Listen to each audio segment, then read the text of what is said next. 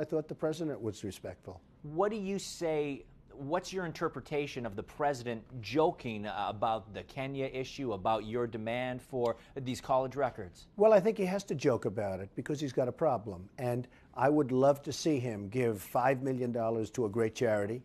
Maybe the charity could be Wounded Warriors. Maybe the charity, frankly, could be any one of a number of things. I was thinking even the family and families of the 4 people that were just killed in Benghazi. I think it would be amazing to do that because part of the reason they were killed was incompetence under this administration. So you give the money to the families of those 4 people that were killed.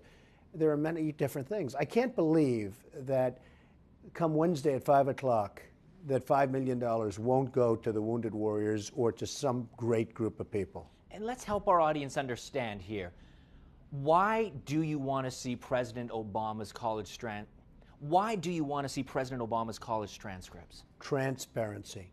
There's a huge part of this country that just doesn't believe what's going on, and they don't believe him.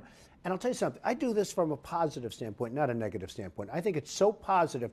If he came out, I would love to write the check to charity. There's so many charities that would love to get it. I'm doing this from a positive standpoint. There are so many people that want to see, they don't believe that whether it's born here or other things, and he can solve the problem. And I actually think that politically it would be a great thing for him, and a charity would benefit. And so just so we understand in terms of whether he was born here and other things, I've read the blogs, I understand what some of these people are suggesting. Are you suggesting that he wrote that he was maybe a foreign student on these applications? I don't know what he wrote, but we could find out very easily. I know this.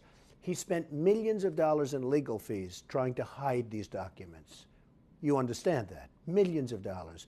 And even David Letterman last night, who I thought was fantastic. But Letterman, I said, well, do you think he was born? He said, probably. I said, probably is not a good word. The word probably is not an acceptable word. Definitely is a good word, but not probably. And by the way, probably he was, maybe he was, who knows? Nobody knows.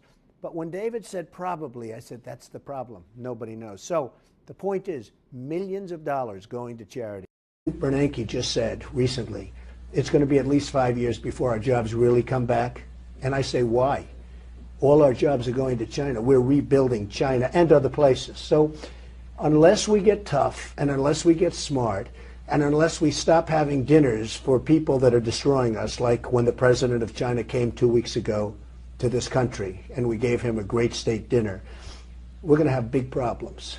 Well, there are many things. I mean, number one, we have to do something about OPEC because that's the lifeblood of a country. Right now, until we get on natural gas and other things, they really have us. And they're sitting around and inflating the price. And, you know, when we had our problem not so long ago, a few years ago, if you noticed, oil was almost $150 a barrel. Now, they're blaming the banks, and the banks were terrible. They were terrible. And lots of other things were terrible. But I give a lot of the credit for the almost collapse of this country to the price of oil. It's going to be up there very soon again. And you're going to have another catastrophic problem. It's the lifeblood of this country. And we have these 12 people sitting around. And by the way, anytime a country comes up with oil, they invite them in. Join OPEC, join OPEC. You know, the United States is stupid. The people that are representing the United States are really stupid. So join us and we'll, excuse me, take advantage of the United States. We'll sell them oil at totally inflated price.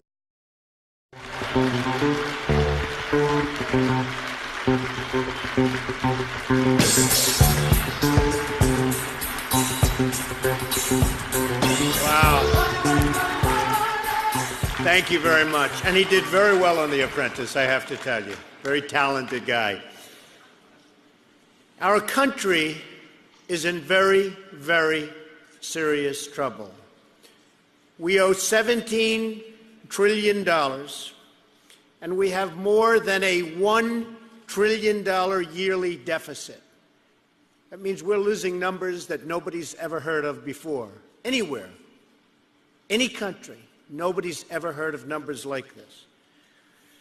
Likewise, the Republican Party is in serious trouble. The good news is that the country has tremendous untapped potential, absolutely tremendous. The Republican Party I could almost say it's going to be a little bit tougher, and especially as you get more and more conservative. They get nasty. They don't like to hear what we have to say, and it's not easy. We have to get the momentum back, and we have to get it back quickly before it's too late, before we waste that incredible potential that we still have. We have to get it back. Now, the president is given, sadly, unprecedented media protection. It's incredible. When you see what's going on, it's absolutely incredible. With the Republicans, especially as you get more and more conservative in your thinking and your thought, it's really just the opposite. As Republicans, if you think you're going to change very substantially for the worse Medicare, Medicaid, and Social Security in any substantial way, and at the same time you think you're going to win elections, it just really is not going to happen. The way we solve our problem, because polls have come out, even the Tea Party, which I love so dearly, 78% of the people said, leave my Medicare, my Medicaid, my Social Security alone. That's the Tea Party. So what we have to do, and the way we solve our problems, is to build a great economy. We don't have a great economy right now. China has. Other people have. Other countries have. We don't have we don't make things anymore. We were great manufacturers. We don't make anything anymore. We buy from other countries, not only China, all over the world. We buy.